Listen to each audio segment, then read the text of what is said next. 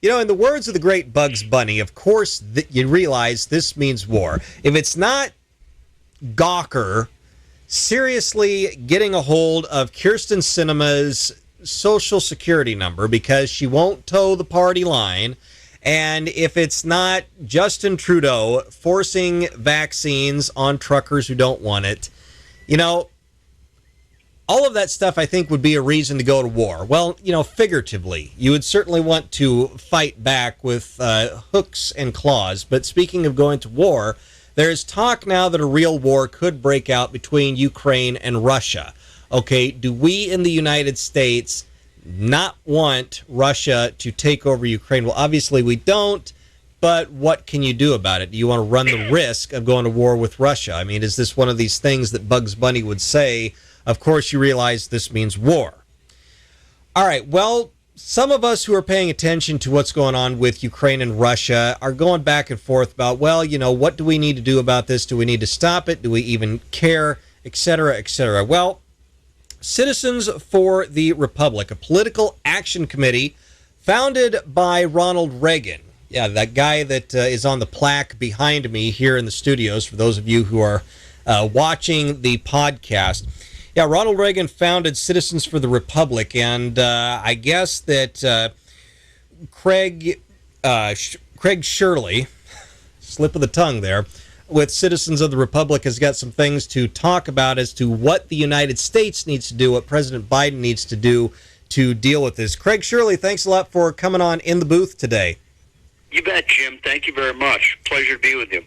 All right. Well, this situation with Ukraine and Russia, okay, I think what's going on in this is Vladimir Putin understands that the perception that a lot of people around the world have of Russia is that it's a crumbling world power. It's losing its influence in the world, and he does not want that for the good people of Russia because perceived weakness invites aggression.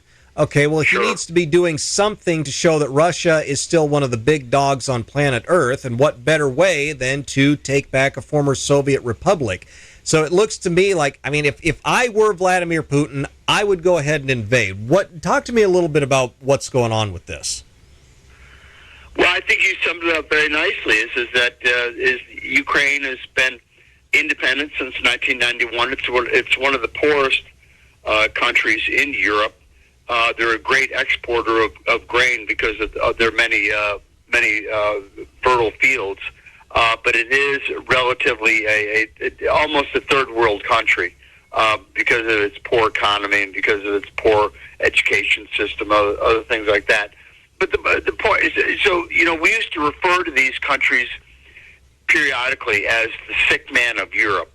If it was Germany before World War II, it was the sick man of Europe, and France after going through so many republics was occasionally referred to as the sick man of Europe, and so is Ukraine. I mean, it's the neighborhood bully picking on the weakest kid on the block, and right now Ukraine is the weakest kid on the block, and everybody knows that Putin it wants to reassemble as best he can the old Soviet empire. So we both discussed, I think, accurately what's going on in Europe. But the bigger question is, what do we do as Americans? I think it's ludicrous for Joe Biden to send troops over to liberate or to save or to prevent the Russian invasion. I think it's nonsense. I think that is more about him trying to improve his appalling poll numbers than it is about anything else. We have no business there. We don't have an American state. It begs the question: why go into Ukraine if we got out of Afghanistan?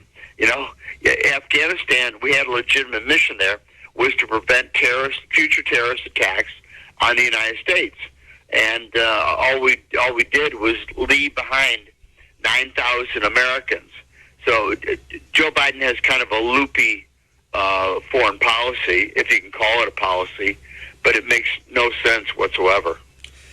Well, Craig, what would happen if Vladimir Putin was to invade and he took over Ukraine?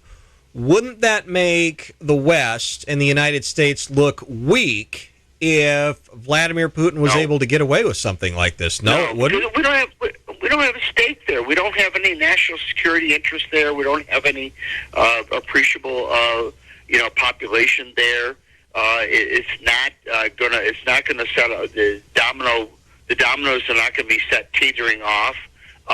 So Ukraine, I'm sorry to be realpolitik about this, but so what?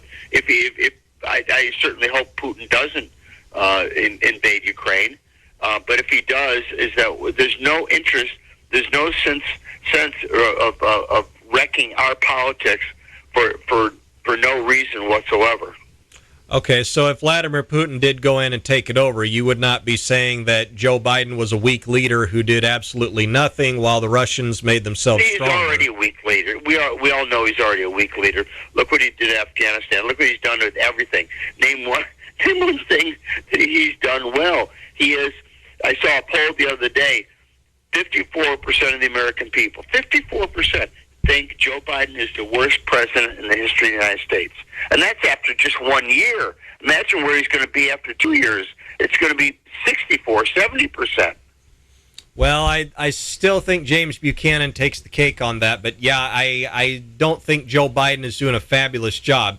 Okay, so... Buchanan didn't make things better, but neither did he make things worse either. He was kind of a status quo president, didn't move on slavery, didn't move on secession. He was wrong about many of those things, but in a way, he was more about the status quo.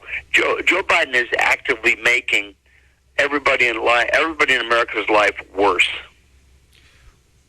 Well, we're not in a state of civil war. You know, I have talked about during my show. Yes, we are. We most certainly are in a state of civil war. Sure. Where's the civil war going on, Craig? Well, look, we're going through separation in this country. I've written a number of columns about this. Is that there are parts of Oregon, parts of Oregon, 3 counties want to secede and join Idaho. Staten Island wants to secede from New York State and join Florida. All over the country, there are movements for states and counties to separate. And look, America, most republics fail in the 3rd century. Greece, Rome, France, Great Britain, after Oliver Cromwell, is that they all fail in the 3rd century. And I don't think that we're special enough to not fail in our 3rd country. You know, people are already voting with their feet. They're leaving California and they're going to Arizona or Texas. They're fleeing New York and they're going to Florida. People are already self-determining their lives because they can't stand the leftist government in New York or the leftist government in California, and so they're leaving. They're leaving and they're going to Texas and other states. It's already happening. But I think in 20, 30 years, you will see states start to actually secede from the Union, and the Congress not having the power to stop them. Okay, but those states aren't seceding from the Union now. I mean, that's... No, they're not. Okay, no, so we're not actually in a state of civil war. Well, we are. Look, we've always been in a state of civil war, more or less. Is that this idea that we've always been unified is nonsense. We were unified on the afternoon of December 7th, 1941, and then thereafter for the duration of the war. And we were unified after September 11th, 2001, but only for a couple months, and we fell into disunity again. Is that the state of America, the Civil War, American Revolution, you know, is that political historians, including myself, will tell you they estimate that up to 30% of American people opposed the revolution and favored King George's rule. And that, as a matter of fact, 100,000 Americans fled the United States because they did not want to live under the U.S. Constitution. They preferred to live under British rule. So they fled, and they went to the British Isle. They went back home, or they went down to Nassau or Jamaica or other places, which were under British rule then. So So we've always been in a state of civil war, sometimes violent, like the Civil War, or race riots, or Vietnam War riots, or the Summer of Hate, when $2 billion worth of property was destroyed, and many people lost their lives, all because liberals encouraged their stormtroopers to make war on decent average Americans. But we've always been in a more or less a state of civil war. Okay, so do you think then, I mean, Joe Biden, I guess he's put 20,000 U.S. soldiers on high alert or something because of the potential of Russia taking over Ukraine. Do you think that something like that would put the United States into even more of a quote-unquote civil war, as you call it, where some of us are going to agree with it and some of us are not, and then we're just arguing with each other the same way we are with vaccine mandates? Exactly. It's going to add to the divisions in this country. We're not unified to go into Ukraine. In fact, the majority of the last poll I saw, majority of Americans were opposed to going into Ukraine. Okay. All right. So what do you said that we don't have any kind of interest in it. So would you even support, for example, Joe Biden has threatened sanctions against Russia? Should we even put sanctions on them to prevent them from invading? No. No. All right. So no, I think this thing, what is the United Nations for but to work out problems diplomatically? Well, let's take it to the United Nations. Let them show their stuff for once in 60 years, 70 years.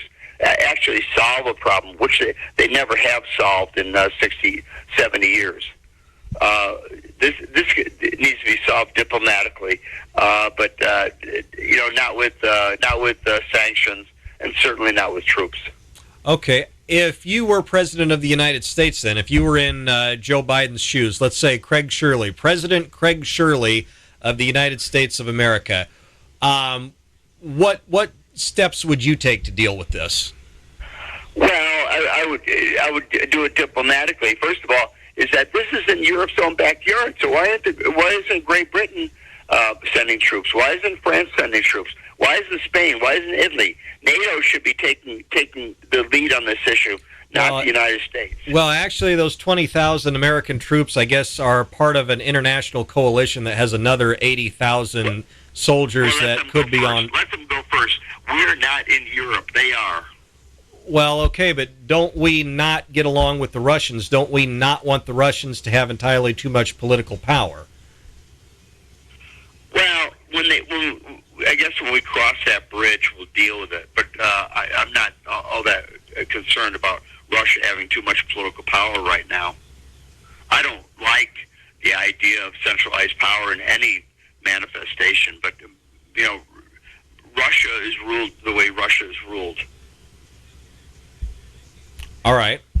So we have no interest of any. But, the fact is that why is Putin doing this? Is because Joe Biden is weak. That's why. Because he projects a weak image of a weak man. Nobody ever moved troops against Ronald Reagan or moved troops against other strong presidents. Reagan was the first, said, there's that, nobody ever insulted Joe Louis because they get knocked down.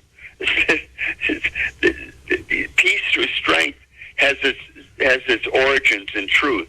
Is that if you project a strong image and you're a strong individual as president, then you send a message to Putin and whoever else. Don't take steps that you're going to regret later. All right. So you don't think then that these troops or sanctions would be some of those steps to make yourself look strong so that Putin would back down? It's too late. It's too late. It's because he's an inordinately weak man anyway. So he's taken these steps. They're half-hearted, and I think they're too little, too late. All right. Well, Craig, before I let you go, I'm curious to know, how would Donald Trump handle this? Better than Joe Biden. He would handle it differently from Reagan, but actually very, very similar, because he was a strong president. He was a strong individual, and actually, is that his diplomatic record is very much underrated. Who would have thought that Israel would now have 4 Arab embassies? Just that alone, that would earn anybody else a Nobel Prize. Well, yeah, and Donald Trump did that himself. Well, yeah, that was an amazing feat. I mean, there's no doubt about that. And of course, who would have ever thought the Koreas would ever be having diplomatic ties with each other? But yes, right, exactly. So I think that he would be urging Europe to solve its own problem.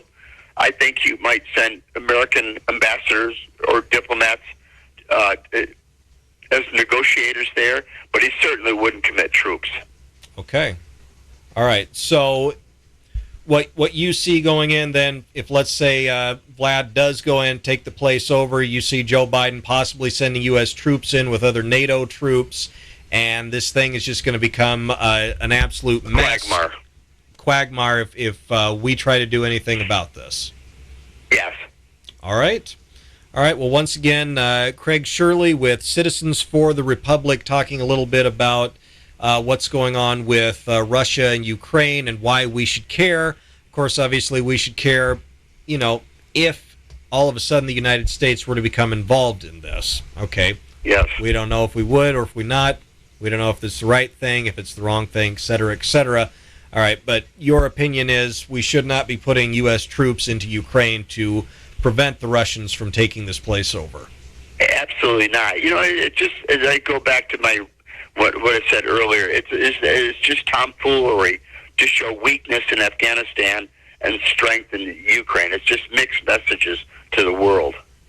All right. Well, Craig, we are about out of time. Thanks again for coming on today. I hope to have you on again. Thank you, Jim. Thank you very much. Folks, we're going to wrap up in the booth coming up right after this. In the Booth will return after these quick but very important commercial breaks.